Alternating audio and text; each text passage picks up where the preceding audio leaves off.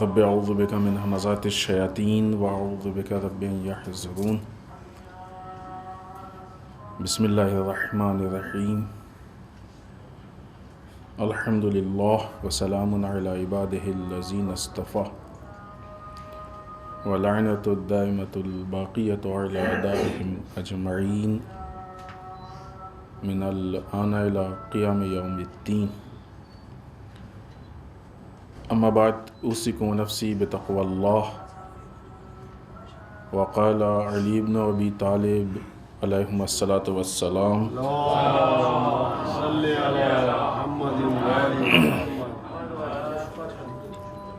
وهذا الليل والنهار لم يرفع من شيء شرفا إلا أسرع الكرة في هدم ما بنايا وتفریق ما جمع. اس پہلے خطبے میں سب سے پہلے اپنے نفس اور آپ سب کو اللہ کے تقوی کی طرف دعوت دیتے ہوئے اس لیے کہ تقوی الہی یعنی الہی سسٹم اور نظام کو پوری طریقے سے اپنانا. تقوی الہی جہاں انسان کو کامیابی اور فلاح و بہبود کی طرف لے کے جاتا ہے، کسی بھی راستے میں کسی بھی تحریک میں اپنے ہدف اور مقصد تک پہنچنے کے لیے ایک بہت اہم پوائنٹ یہ ہوتا ہے کہ انسان غفلت سے محفوظ رہے، غافل نہ ہو، کیونکہ غافل انسان کو کبھی بھی اس کے مقصد سے دور کیا جا سکتا ہے، کبھی بھی اس کے مقصد سے روکا جا سکتا ہے. حتیٰ انسان اگر راستے میں بھی چل رہا ہے اور غفلت میں ہے تو ہو سکتا ہے کہ وہ کہیں پہ حادثے کا، ایکسیڈنٹ کا، کسی چیز کا شکار ہو جائے، راستہ بدل جائے، کہیں جانا تھا کہیں چلا گیا، کدھر مڑنا تھا کدھر مڑ گیا. بہت سارے ایسے مسائل پیش آ سکتے ہیں، ممکن ہے. تقوی الہی جب انسان اللہ کے سسٹم کو پوری طریقے سے اپناتا ہے تو اس کے جو اثرات ہیں ان میں سے ایک بہت اہم اثر یہ ہے کہ تقوی کو اپنانے والا غافل نہیں ہوتا ہے، بلکہ اس کے اندر بصیرت پیدا ہوتی ہے. بصیرت اور غفلت دو متضاد چیزیں ہیں، ایک دوسرے کے مقابلے میں. جسم ہو سکتا ہے کہ کسی میں ہو، کسی الگ مسئلے کو لے کے ہو، الگ موضوع کو لے کے ہو، فلاں چیز سے متعلق بصیرت ہے اور فلاں چیز میں مثلا ہو سکتا ہے انسان کہیں پہ غافل رہ جائے. لیکن دین کا سسٹم اگر انسان پوری طریقے سے اپنا لے تو وہ غفلت سے محفوظ رہتا ہے، وہ بصیرت کی طرف جاتا ہے. دین کے سسٹم کا کمال یہ ہے کہ اگر انسان کسی مسئلے کو لے کے غفلت میں ہے تو یا تو اس کو غفلت سے بیدار کر دے گا، نکال لے گا، یا اس کو کسی ایسے کے حوالے کر دے گا کہ جو وہ خود غافل نہ ہو اور اس کو اپنے مقصد تک پہنچا دے. کیونکہ بعض اوقات ہوتا ہے کہ انسان، اور یہ انسان کی زندگی کا معاملہ ہے، ہو سکتا ہے بعض اوقات انسان اپنی زندگی میں بعض چیزوں کے بارے میں نہیں جانتا ہے، کہیں مشکلات میں پڑ جائے، کہیں غفلت میں پڑ جائے، کہیں دھوکہ کھا جائے. تو ایسی صورت میں کہ جو لوگ اس کے جاننے والے ہیں، جو اس کے ماہرین ہیں، جو اس کے متعلق معلومات رکھتے ہیں، اگر ان کا ہاتھ پکڑ لے تو وہ اس کو کہتے ہیں کہ وہ پار کرا دیں گے، پار لگا دیں گے. لہٰذا دین، اسلام، تقوی الہی، نظام پروردگار انسان کو ایسے ذات، ایسے شخص، ایسے رہنما، ایسے ہادی کے حوالے کرتا ہے کہ جو اس کو اپنے منزل مقصود تک پہنچا دے گا. پھر انسان غافل نہیں رہ پائے گا. اور شاید یہی ایک وجہ ہے، اور یقیناً جو وجوہات ان میں سے ایک بہت بڑی وجہ یہ ہے کہ اسلام کے سسٹم میں لیڈرشپ کی اہمیت اور ضرورت ہے. اس کے بغیر انسان نہیں جا سکتا. عین ممکن ہے کہ انسان کے پاس نظام ہو، سسٹم ہو، لیکن غفلت کی وجہ سے وہ نظام پہ عمل نہ کر پائے. آج دکھ رہا ہے نا، بہت واضح یہ چیز دکھ رہی ہے. عین ممکن ہے کہ سسٹم ہو لیکن غفلت کی وجہ سے عمل نہ کر پائے۔ تو جہاں ایک طرف یہ تاثیر ہے کہ اسلام کا نظام تقوی پروردگار انسان کو کمال تک پہنچاتا ہے، غفلت سے دور کرتا ہے، وہیں دوسری طرف اسی تقوی الہی کو پوری طریقے سے اپنانے کے لیے کسی ہادی اور رہنما کی، کسی لیڈرشپ کی سخت ضرورت ہے۔ بغیر اس کے انسان بہک سکتا ہے، اس کو ایسا، یہ خود ایک غفلت ہو جائے گی، یعنی کوئی تو ہو نا جھنجھوڑنے والا ہو، جگانے والا ہو، اس کو ایسا لگے گا کہ ہم اپنے نظام پہ عمل کر رہے ہیں، سسٹم پہ عمل کر رہے ہیں، اور مطمئن بھی ہوگا، لیکن در واقع وہ غافل ہوگا۔ لہٰذا کوئی ایسا ہو کہ جو اس کو جھنجھوڑے، دیکھے اور بتائے کہ دیکھو یہ سسٹم ہے اور تم اس سسٹم سے ہٹ کے جا رہے ہو۔ اور اس کے بعد امیر بیان مولائے متقیان حضرت علی بن ابی طالب علیہ الصلاۃ والسلام کا وہ کلمہ کہ جس پہ مسلسل گفتگو چل رہی ہے، اور آج اس کا چھٹا حصہ یا چھٹا پوائنٹ ہے کہ جس پہ ہم لوگ گفتگو کریں گے انشاءاللہ۔ مولا کائنات کہ یہ جو آپ کی حکمت ہم نے پیش کی ہے، ایک مرتبہ پوری حکمت کے ترجمے کو پیش کر دیں تاکہ وہ پہلے سے جو بات چل رہی اس فضا میں آ جائیں۔ امام فرماتے ہیں کہ انسان اس دنیا میں وہ نشانہ ہے کہ جس پر موت اپنے تیر چلاتی رہتی ہے، اور وہ مصائب کی جو غارت گری ہے اس کا مرکز یا سینٹر بنا رہتا ہے۔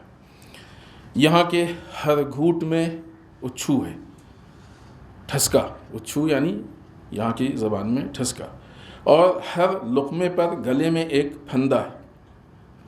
انسان ایک نعمت کو حاصل نہیں کرتا مگر یہ کہ دوسری ہاتھ سے نکل جاتی ہے، اور زندگی کے ایک دن کا استقبال نہیں کرتا مگر یہ کہ دوسرا ہاتھ سے نکل جاتا ہے۔ ہم موت کے مددگار ہیں اور ہمارا نفس ہلاکت کا نشانہ ہے، ہم کہاں سے بقا کی امید رکھ سکتے ہیں؟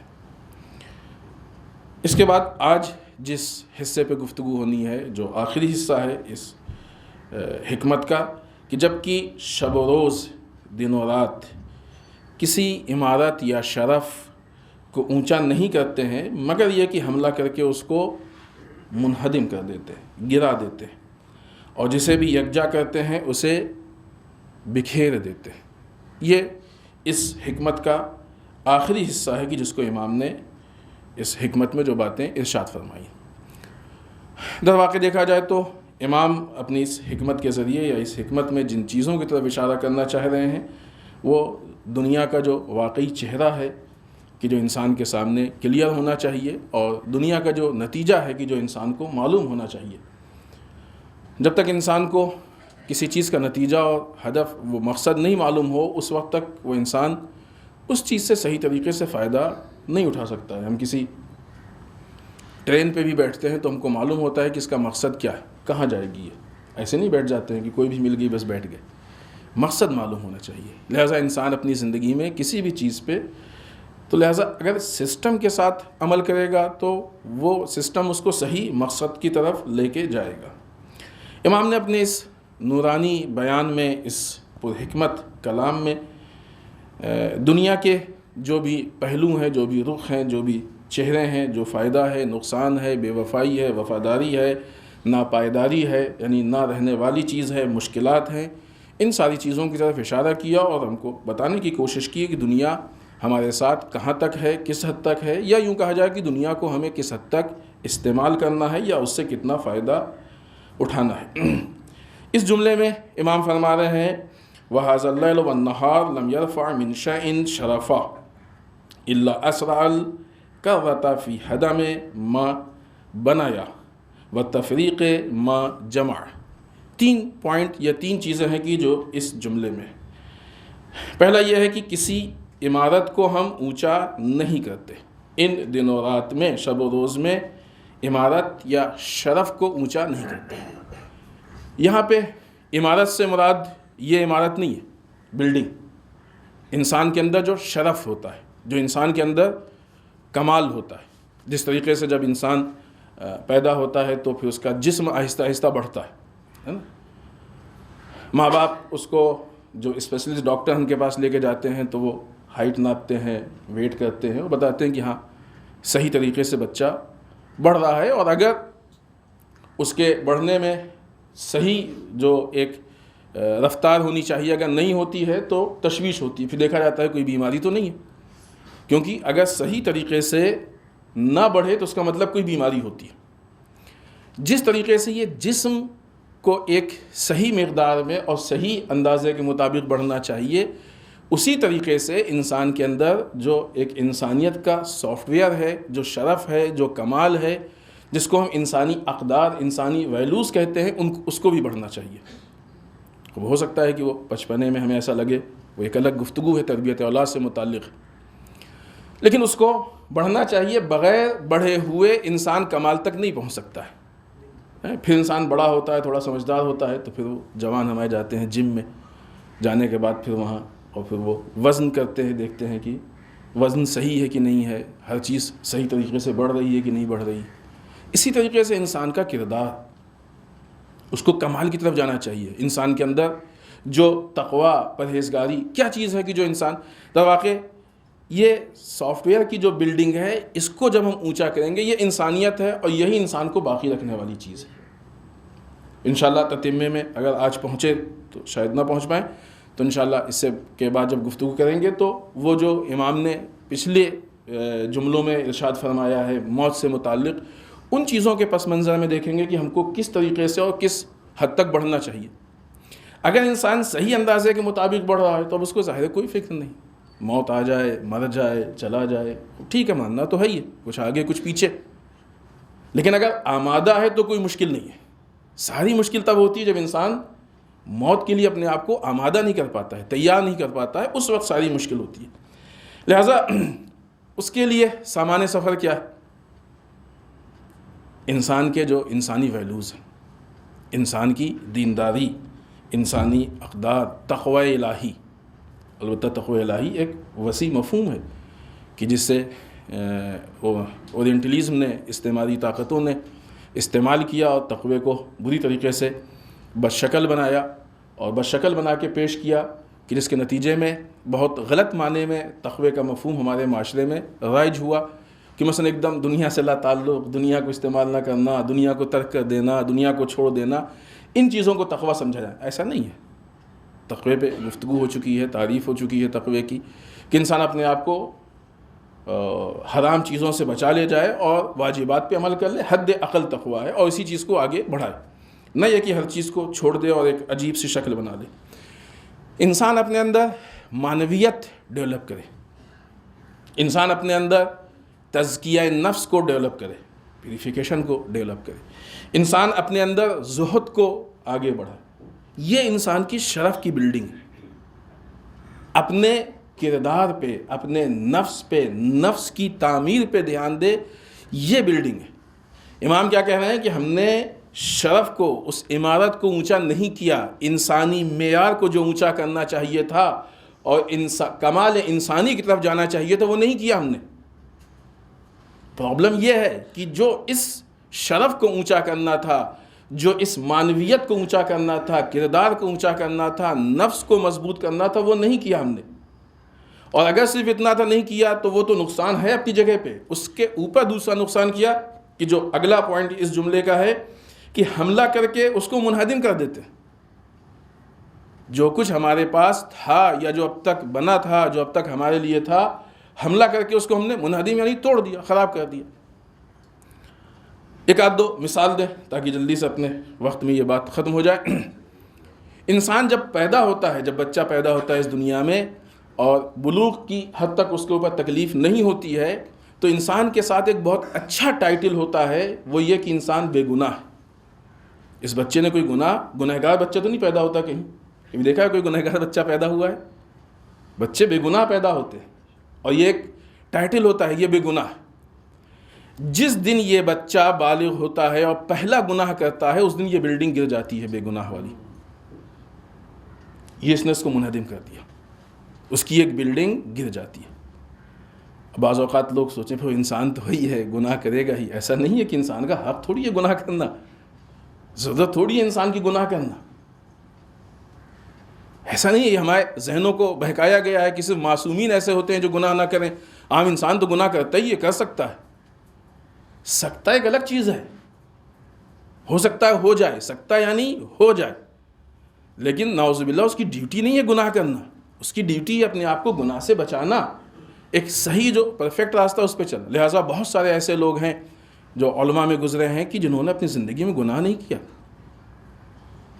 جنہوں نے تصور نہیں کیا گناہ کے لیے، جنہوں نے مکروہات پہ عمل نہیں کیا، ایسے افراد غیر معصومین کی ہم بات کر رہے ہیں، علماء کی بات کر رہے ہیں کہ جو اپنے آپ کو ہر طرح سے گناہوں سے محفوظ رکھتے ہیں اور انہوں نے اپنی پوری زندگی اپنے آپ کو گناہوں سے یہ راستہ انسان کو کمال انسانی کی طرف لے کے جاتا ہے۔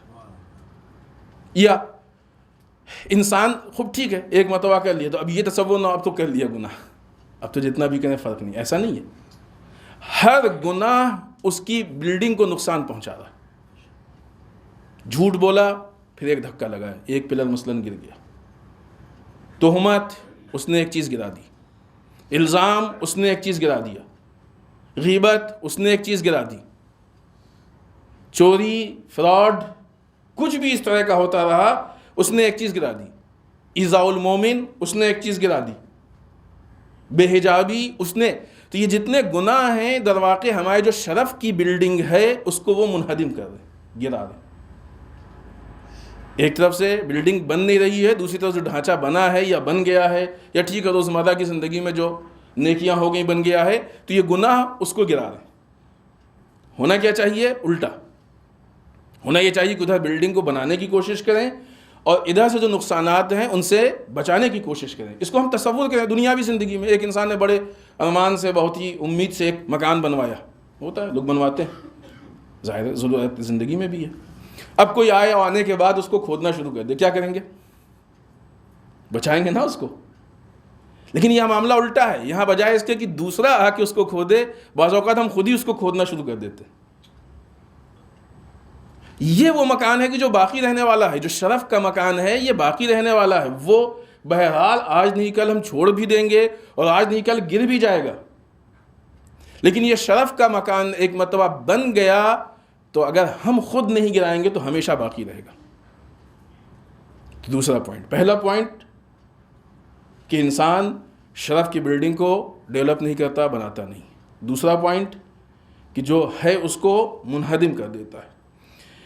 تیسرا پوائنٹ کہ جسے بھی یکجا کرتے ہیں اسے بکھیر دیتے ہیں۔ بڑی مشکل سے اللہ اللہ کر کے کچھ عبادتیں کی، تسبیح و تحلیل کی، اطاعت کی، کچھ ہمارے پاس جمع ہوا اللہ کی عبادت، اللہ کی فرما برداری کے طور پہ۔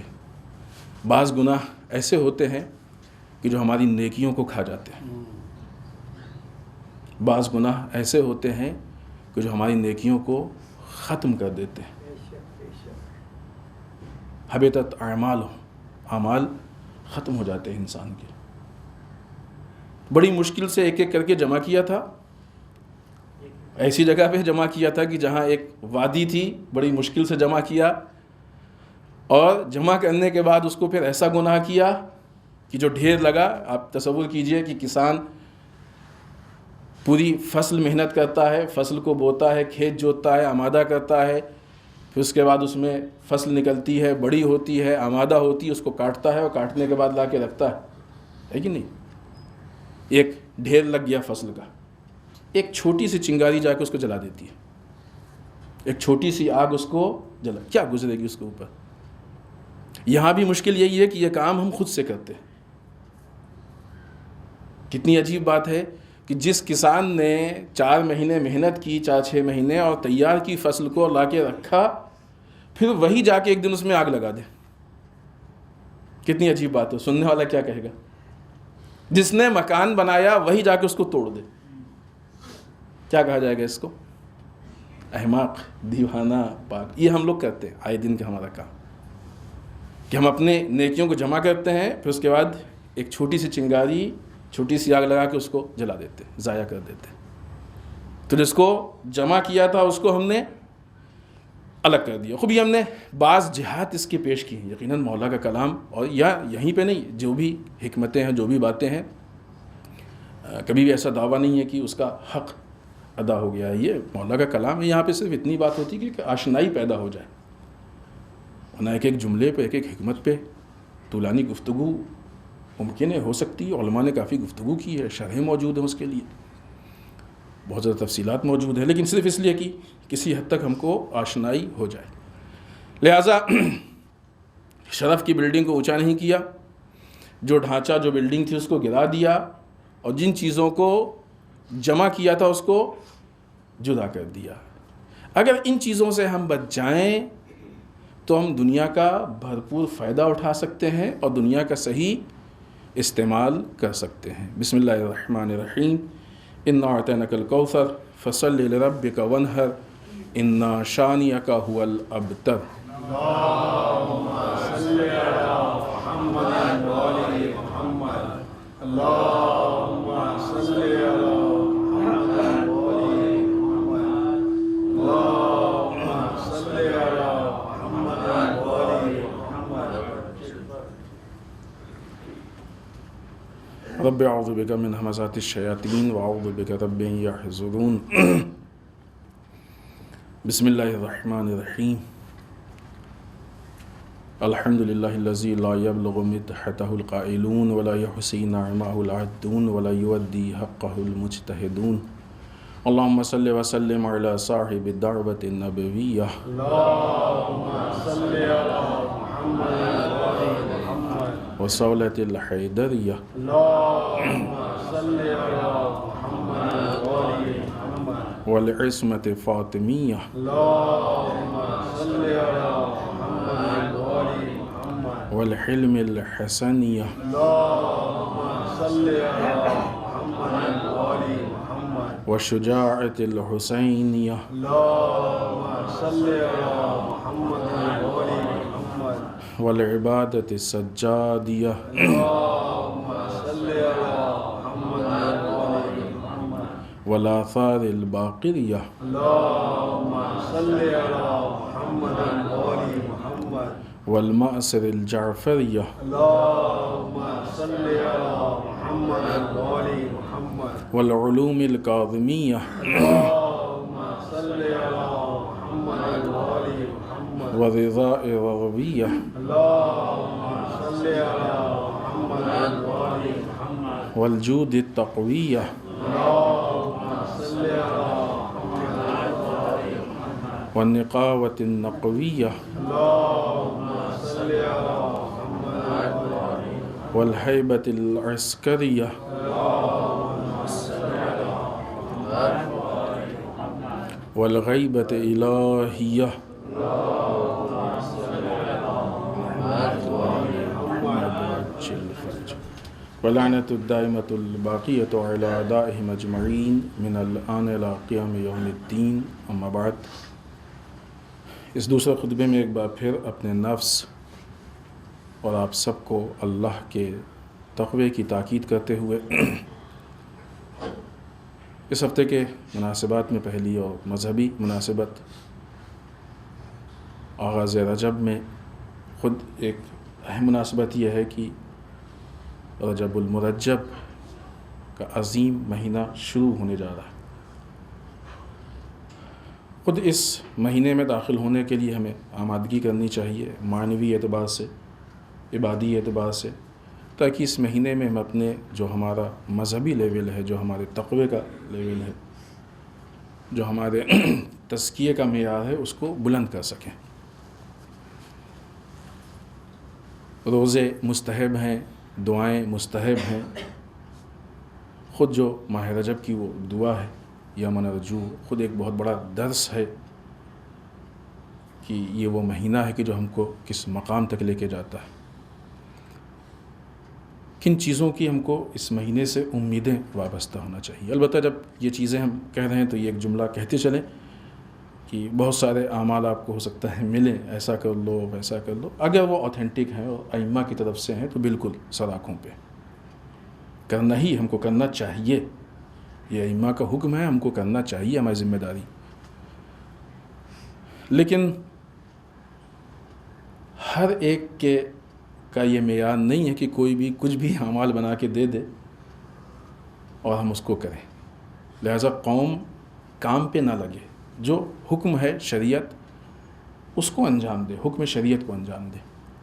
لہذا رجب سے متعلق بہت سارے اعمال ہیں، مناجات ہیں، دعائیں ہیں، روزہ ہے، مستحب، اور ان ساری چیزوں کا محصل آؤٹ پٹ یہ ہے کہ ہم اپنے آپ کو آمادہ کریں، رجب اور شعبان میں آمادہ کریں تاکہ ماہ مبارک رمضان بالخصوص شب قدر کو درک کر سکیں۔ ماہ رمضان کے ان حالات اور معنویت کو ذہن میں رکھیں، لعلکم تتقون کے نتیجے کو ذہن میں رکھیں، اور اس کی آمادگی یہاں سے شروع کر دیں حد اقل، ورنہ ہمیشہ ہونی چاہیے وہ۔ رجب کے آغاز میں ہم سب کے 5ویں امام، امام محمد باقر علیہ السلام کی ولادت باسعادت کی تاریخ ہے۔ 5ویں اور 6ٹھے امام کا نام جو بہت زیادہ جس چیز سے جڑا ہے وہ ہے ایجوکیشن، کہ جب ان کو موقع ملا تو انہوں نے ایجوکیشن پہ، علم میں بھرپور کام کیا، اور ایسے شاگرد تربیت کیے کہ جو جا کے لوگوں تک علم کو پہنچائیں اور علم کو پھیلائیں، تاکہ عوام پراپر اور صحیح جگہ سے علم لے سکے، غلط لوگ عوام کو استعمال نہ کر سکیں۔ شام میں یہی تو ہوا تھا نا، ایسا نہیں کہ شام والوں کو مثلا قرآن نہیں پڑھایا گیا تھا، غلط طریقے سے پڑھایا گیا تھا، غلط مفہوم کو بیان کیا گیا تھا۔ ایسا نہیں کہ ان کو دین نہیں دیا گیا تھا، غلط طریقے سے دیا گیا تھا، غلط مفہوم دیا گیا تھا، بنی امیہ کا دین دیا گیا تھا۔ لہذا جب امام کو موقع ملا تو امام نے صحیح بات کو پہنچانے کے لیے ایک پورا بہت اچھا، بہت بڑا اور بہت مضبوط سسٹم بنایا، کہ جس سسٹم کے ذریعے سے یہ دین لوگوں تک پہنچے، اور علم یا دین کو لے کے بہت ساری خرابیاں جو تھیں اس وقت یا ہو سکتی تھیں ان کو حل کرنے کی کوشش کی۔ ایک قول تبرکاً امام کا، اور پھر آگے کے موضوعات پہ گفتگو کریں گے۔ امام فرماتے ہیں، یہ 5ویں امام کا قول ہے، قولوا للناس احسن ما تحبون ان یقال لکم، لوگوں سے اس طریقے سے گفتگو کرو کہ جیسا تم چاہتے ہو، لوگوں کے بارے میں ایسی گفتگو کرو جیسا تم چاہتے ہو کہ تمہارے لیے گفتگو۔ عموماً ہوتا یہ ہے کہ دوسروں کے بارے میں یا دوسروں سے ہم گفتگو کرتے ہیں تو وہ انداز الگ ہوتا ہے، اور ہم کو جو دوسروں سے امید ہوتی ہے وہ الگ ہوتی ہے۔ ہم دوسروں سے کیسے بھی گفتگو کریں وہ ہم سے رسپیکٹ سے کریں، ہم اس کی برائی کریں وہ ہماری تعریف کرے، ہے نا، ہوتا ہے، یہ غلط ہے۔ امام کہہ رہے ہیں کہ ایسے ہی ان کے بارے میں جو تم چاہتے ہو اپنے لیے۔ دنیا کا مزاج ہے کہ انسان جو چیز بھی چھوڑتا ہے وہ پلٹ کے اس تک آتی ہے، چاہے وہ غلط بات اس کی ہو اور چاہے وہ غلط اس کے اعمال ہوں، پلٹ کے اس تک آتا ہے۔ خوب ہو سکتا ہے کہ کبھی جلدی آ جائے اور کبھی تھوڑا وقت لگے، لیکن آتا ہے پلٹ کے۔ یہ ایک دنیا کا سسٹم ہے، یہ دیکھا گیا، تجربہ ہوا ہے۔ بڑے بڑے لوگ اس سے نہیں بچ پائے ہیں کہ جو اپنے کو بہت زیادہ پاورفل اور بہت زیادہ صاحبان اقتدار سمجھتے تھے، تو ظاہر سی بات ہے کہ عام آدمی تو اس سے بچنے کی کوئی سوال ہی نہیں ہے۔ لہٰذا اگر ہم چاہتے ہیں کہ معاشرہ اچھا ہو، دو حیثیت ہے اس کی۔ ایک تو یہ انسان خود چاہتا ہے کہ اس کی رسپیکٹ ہو، اس کے بارے میں اچھی باتیں ہوں، لوگوں کے تصورات اچھے ہوں، خیالات اچھے ہوں، تو لوگوں کے بارے میں وہ ویسے ہی برتاؤ کرے۔ تو اور یہ عملاً ہوتا بھی ہے، آپ کسی سے بھی آپ جناب سے اور رسپیکٹ سے بات کیجیے تو پلٹ کے آپ سے ویسے ہی بات کرے گا، پھر وہ گالی نہیں دے گا پلٹ کے۔ بعض جگہوں پہ اس کے آگے ہے بھی کہ گالی اور گلوچ اس کے لیے منع کیا گیا ہے بعض کتابوں میں، اسی روایت میں، لیکن بعض کتابوں میں اتنی ہی روایت ہے۔ تو بہرحال دوسرا اس کا جو اثر ہوتا ہے وہ یہ کہ انسان کی زبان جو ہوتی ہے وہ سب سے آگے ہوتی ہے، سب سے زیادہ وہ دکھتی ہے، یوں کہا جائے کہ اس کے اثرات سب سے فاسٹ ہوتے ہیں۔ تو جب لوگ بولتے ہیں تو اگر لینگویج صحیح نہیں ہوگی، باتیں غلط ہوں گی، گناہ سے متعلق ہوگا، تو وہ چیزیں فاسٹ رائج ہوں گی۔ کہیں پہ ایک انسان نے غلط بات بولی تو وہ 4 لوگوں نے سنا، 4 لوگوں نے دیکھا کہ ہاں یہ ماحول خراب، اس کو ایکسیپٹ کیا، ٹھیک ہے، نہیں، ان کو ایسا لگا کہ اتنا چلتا ہے، پھر انہوں نے بات کی تو مثلاً اگر 4 لوگوں نے سنا تو 16 لوگوں نے سنا، تو اس طریقے سے بہت فاسٹ معاشرہ خراب ہوتا ہے۔ معاشرے کی اصلاح میں بھی زبان کا یا انسان کے تصورات اور خیالات کا بہت اہم کردار ہے۔ جب انسان اپنے زبان پہ، خیالات پہ، گفتگو پہ کنٹرول کرے گا تو اس کا معاشرے پہ بہت فاسٹ اثر پڑے گا۔ دوسری چیز کہ جو اس ہفتے کے حالات حاضرہ میں سے ہے، ایک تصویر بہرحال سوشل میڈیا پہ بہت تیزی سے وائرل ہو رہی ہے، آپ نے بھی دیکھا ہوگا، نیوز ہے، دیکھی ہوگی آپ نے، پڑھی بھی ہوگی۔ ایران کے پریسیڈنٹ رئیسی رشیا کرملن میں گئے اور وہاں پہ جا کے جب نماز کا وقت ہوا تو انہوں نے اپنی میٹنگ کو چھوڑ کے اول وقت نماز کو ادا کیا. اب اس میں بہت ساری چیزیں ہیں, بہت ساری باتیں ہیں کہ مثلا قانون اسلام کی اہمیت کو بتایا اس جگہ پہ بیٹھ کے, اللہ اکبر کی عملی تفسیر پیش کی, مسلمانوں کے آبرو, مسلمانوں کی لاج, بہت ساری چیزیں. لیکن اس کو اس پس منظر میں دیکھیں کہ کرملن ہاؤس وہ ہے کہ جہاں پہ تقریباً 70 سال تک کمیونزم کی فکر تھی, یعنی الحاد, یعنی خدا دشمنی, یعنی دین کی نفی, جو ان چیزوں کا سینٹر ہو. اچھا, یہ واقعہ تاریخ میں دوسرا واقعہ ہے. اس سے پہلے بھی وہاں پہ میٹنگ چھوڑ کے نماز قاسم سلیمانی نے پڑھی تھی. دوسری ذات آغا رئیسی کی ہے کہ جنہوں نے میٹنگ چھوڑ کے نماز پڑھی ہے. قاسم سلیمانی کی جو میٹنگ تھی وہ اتنی عمومی نہیں تھی, ایک الگ نوعیت کی تھی. ان کی جو میٹنگ ہے وہ عمومی اور بہت اہم مسائل تھے اس میں ڈسکس ہو رہے تھے. اس کو ایک ملک کے پریسیڈنٹ کے حوالے سے ہٹا کے احیاء دین کی نگاہ سے اگر دیکھیں, یہ اور بات ہے کہ وہ ہٹانے والی چیز نہیں ہے, وہ بنیاد ہے کہ احیاء دین وہاں سے ہے, اس کو ہم نظر انداز نہیں کر سکتے. اور پھر اس کے بعد دیکھیں کہ عالم اسلام کے لیے موجودہ وقت میں ایک کتنی بڑی کامیابی ہے اور کتنا بڑا اعلان ہے. لہٰذا اس چیز کو ہم لوگوں کے سامنے پیش کریں تاکہ اسلام کی اہمیت سرفرازی عام ہو. بالخصوص اپنے نوجوانوں اور جوانوں کے لیے ہم کہیں گے کہ وہ درس لیں.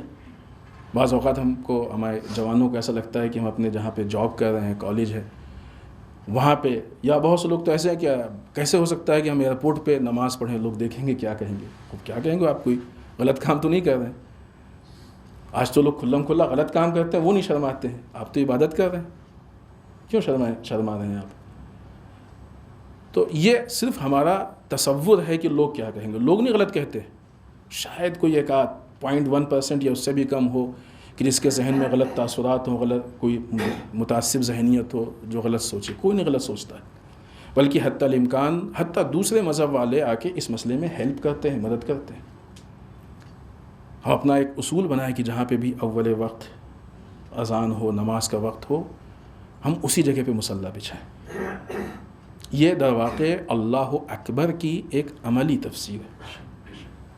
یہ ایک درس ہے کہ جب اس جگہ پہ جا کے کہ جو مذہب کے دشمن کا سینٹر رہ چکا ہو, وہاں پہ مذہب کا جھنڈا گاڑا جا سکتا ہے, تو پھر یہ عام جگہوں پہ کیوں نہیں گاڑا جا سکتا ہے؟ ہمارے جوانوں کے اندر یہ ہمت اور شجاعت پیدا ہونا چاہیے. اگلی چیز جو موجودہ ہفتے کے مناسبات میں سے ہے, یا یوں کہا جائے کہ حالات میں سے, یمن اور سعودیہ کی جنگ بہرحال کافی تیزی سے آگے بڑھ رہی ہے. بہت ساری چیزیں اس میں یہاں پہ ایک آدھ پوائنٹ ہی بیان ہو پاتے ہیں, ورنہ اس کے پس منظر میں اس کے علاوہ بہت ساری باتیں ہیں کہ جن کے لیے ممکن نہیں کہ یہاں پہ بیان کیا جائے. ابھی بھی وقت بہت زیادہ نہیں بچا ہے, تو بہت مختصر ہم آپ کی خدمت میں پیش کریں گے. یمن کی فوج نے سعودیہ کے جو ظالمانہ رویہ ہے ان کا جواب دیتے ہوئے صوبہ مغرب میں سعودی ایجنڈوں کا جو ٹھکانہ تھا اس پہ حملہ کیا, میزائل سے فائرنگ کی. یمنی فوج کے ترجمان یحییٰ السری کا کہنا یہ ہے کہ یہ سعودی عرب کے اس ایریے میں ہے کہ جہاں پہ ملٹری تھی اور اس کا ملٹری کا ایک اجتماع کیا گیا تھا. لہٰذا اس حملے میں بہت سارے ان کے جو ایجنٹس ہیں وہ ہلاک ہوئے. یہ بات ذہن میں رہے کہ سعودی عرب, UAE اور کئی ملکوں نے مل کے, کہ جن کے پیچھے امریکہ بھی ہے, اسرائیل بھی ہے, بہت سارے ملکوں نے مل کے 2015 مارچ میں یمن پہ حملہ کیا تھا. تقریباً 7 سال ہو رہا ہے. مارچ 2015 پہ یہ حملہ ہوا تھا, 5 سال ہو رہا ہے. اور اس حملے کے بعد جو فوجی مظالم شروع ہوئے ہیں, اس کے علاوہ انہوں نے سمندر کے حدود, زمینی حدود اور فضائی جو حدود ہیں ان کا محاصرہ کیا ہے. محاصرہ واضح ہے، یعنی چاروں طرف سے گھیراؤ کیا ہے کہ ان کی اجازت کے بغیر، پرمیشن کے بغیر. بیچ میں سنا ہوگا آپ نے کہ کھانے کی چیزوں کی بہت مشکل ہو رہی تھی، دواؤں کی مشکل ہو رہی تھی، بہت سارے پرابلم. محاصرہ کیا جس کے نتیجے میں یمن میں سعودی عرب اور اس کے جو ساتھی ممالک ہیں جو حملہ کر رہے ہیں، ان کے ظلم کی بنیاد پہ اب تک لاکھوں یمنی یا شہید ہو گئے ہیں یا زخمی ہو گئے، اور 40 لاکھ تقریباً بے گھر ہو چکے ہیں. یہ ایک مسلسل ظلم ہے کہ جو 7 سال سے اتنے بڑے پیمانے پہ چل رہا ہے. لیکن واقعی شرمناک چیز ہے. آپ دیکھیں کہ وہ ملک کی جو اپنے کو اتنا بڑا سمجھتے ہیں، خود سعودیہ ہو، UAE ہو، پھر ان کے پیچھے جو امریکہ ہے، اسرائیل ہے، اتنا بڑا سمجھتے ہیں. انہوں نے جب حملہ کیا تھا تو یہ سوچ کے کیا تھا یہ کچھ دن کی بات ہے، ختم. یمن ہے ہی کتنا بڑا، ہے بھی کمزور، ختم کر دیں گے، ہم جیت لیں گے. اگر آپ تاریخ اٹھا کے دیکھیں تو ایران پہ بھی جو حملہ ہوا تھا وہ اسی اعتبار سے کیا گیا تھا. 8 سال جنگ چلی اور لڑنے والے ذلیل ہو کے گئے. یمن کا معاملہ بھی وہی نتیجہ ہے، سارے نتائج سامنے ہو گئے. اس مدت کے اعتبار سے 7 سال ہیں. خوب ٹھیک ہے کہ وہ 7 سال کیا، یہ جو حالات ہیں یہ اس سے پہلے ہی بھی کلیئر ہو گئے تھے کہ سعودیہ کے لیے پرابلم ہے اور اس جنگ کو آگے اس کو بڑھانا مشکل ہے. بہت سارے مسائل جو سامنے آ گئے.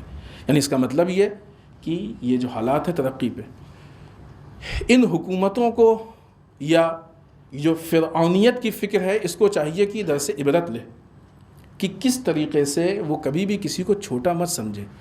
مظلوم کبھی چھوٹا نہیں ہوتا ہے، اس لیے کہ مظلوم کے ساتھ اللہ ہوتا ہے، اور ظالم کبھی بڑا نہیں ہو سکتا ہے اس لیے کہ اللہ کے مقابلے میں ہوتا ہے. لیکن یہاں پہ جو اہم جملہ ہے وہ یہ کہ خاموش رہنے والا ظالم کے ساتھ ہے. تو اب یہ خاموش رہنے والا طے کر لے کہ وہ اللہ کے ساتھ ہے یا اللہ کے مقابلے میں ہے. لہذا سب کی یہ ذمہ داری ہے کہ اس مسئلے میں مظلوم کی حمایت کریں اور جو بھی ان کی اپنی نظر ہے اس کو پیش کریں. ایک بہت اچھی بات کہی گئی ہے یمن کے جو قومی حکومت کے ترجمان محمد عبدالسلام نے ان سعودی کے مسائل کو لے کے ایک جملہ کہا ہے کہ سعودی اتحاد کو امریکہ کی بیساکھی پہ کھڑا کیا گیا ہے، ورنہ یہ لنگڑا لولا اتحاد ہے. کیونکہ بہت سارے ایسے ممالک ہیں جن کے یہاں خود اپنے یہاں انٹرنل بہت زیادہ پرابلم ہے، بہت زیادہ مسائل ہیں، مشکلات ہیں، وہ جا رہے ہیں یمن کے مسئلے کو حل کرنے کے لیے. تو کبھی بھی کسی کی طاقت کو ظاہر، مادیات، ان بنیاد پہ نہیں دیکھنا چاہیے، بلکہ جب بھی یہ قانون پروردگار ہے کہ اللہ ہمیشہ مظلوم کے ساتھ ہے، اور جب اللہ مظلوم کے ساتھ ہے تو ظالم کو شکست بھی ہوتی ہے اور ذلیل بھی ہوتا ہے. ہماری یہ ذمہ داری ہے کہ ہم اپنی بات کو کہہ کے یہ طے کریں کہ ہم کس خانے میں ہیں. اگر ہم چپ رہیں گے تو آٹومیٹک ہم ظالم کے خانے میں چلے جائیں گے. بولیں گے تو بول کے پھر یہ طے کریں گے، ظاہر ہے مظلوم کی حمایت میں بولیں گے تو مظلوم کے ساتھ ہوں گے، یعنی اس خانے میں ہوں گے کہ جدھر اللہ کا سپورٹ ہے. اگر ہم اپنی ذمہ داریوں کو نہیں انجام دیتے ہیں تو پھر ایسی صورت میں ہم کو نہ یہ کہ دنیا میں یہ چیزیں سامنے ہوں گی، اللہ کے ہاں بھی جواب دینا پڑے گا. یمن کا مسئلہ اور زیادہ حساس ہے اور دقیق ہے، اس پہ مزید غور و فکر کی ضرورت ہے، اور یہ بھی ضرورت ہے کہ ہم کس حد تک یمن کے لیے سپورٹ کر سکتے ہیں. ظاہر ہے سپورٹ کا مطلب ہی نہیں کہ جا کے وہاں جنگ کرنے لڑنے لگے، نہیں. سپورٹ کا مطلب حد اقل زبان سے سپورٹ ہو سکتا ہے، کم سے کم اتنا تو ہو سکتا ہے زبان سے سپورٹ. یا اس کے علاوہ اگر کوئی اور راستہ ہے کہ ان کے لیے ہم کوئی مدد بھیج سکتے ہیں، کوئی ہیلپ بھیج سکتے ہیں تو وہ ایک الگ چیز ہے. لیکن اگر کچھ نہیں تو حد اقل زبانی سپورٹ ہم کر سکتے ہیں. دنیا میں کہیں بھی مظلوم ہو اس کی حمایت کرنا ہماری ذمہ داری ہے. اس کے لیے ضروری نہیں کہ ہم جنگ میں شریک ہوں، ہم جا کے کوئی اسلحہ اٹھائیں، ہم جا کے جنگ کریں، ایسی کوئی ضرورت نہیں ہے. اور یہ وہ مزاج ہے کہ جو ہمارے ملک کا بھی رہا ہے کہ اس نے مظلوموں کی حمایت کی ہے، ظالم کے مقابلے میں آواز اٹھائی ہے تاکہ ایک پرامن فضا قائم ہو سکے. آخر میں بارگاہ پروردگار میں دعا کرتے ہیں پالنے والے ہم سب کو اعمال صالحہ کی توفیق عنایت فرمائے، بار اللہ اعمال قبیحہ سے محفوظ رکھے، پالنے والے ہمارے گناہوں کو بخش دے، بار اللہ ہمارے مرحومین کو بخش دے. پڑھنے والے اسلام و مسلمین کی حفاظت فرما، بار اللہ دشمنان اسلام کو نیست و نابود کر دے، بار اللہ ہمارے علماء کا سایہ ہمارے سروں پہ باقی رکھے، بار اللہ رہبر و مراجع کو طول عمر عنایت فرما، بار اللہ ہمارے امام کے ظہور میں تعجیل فرما، ہمیں ان کے اعوان و انصار میں شریک ہونے کی توفیق عنایت فرما۔ ربنا تقبل منا انک انت السمیع العلیم۔ بسم اللہ الرحمن الرحیم۔ قل هو اللہ احد اللہ الصمد لم یلد ولم یولد ولم یکن له کفوا احد۔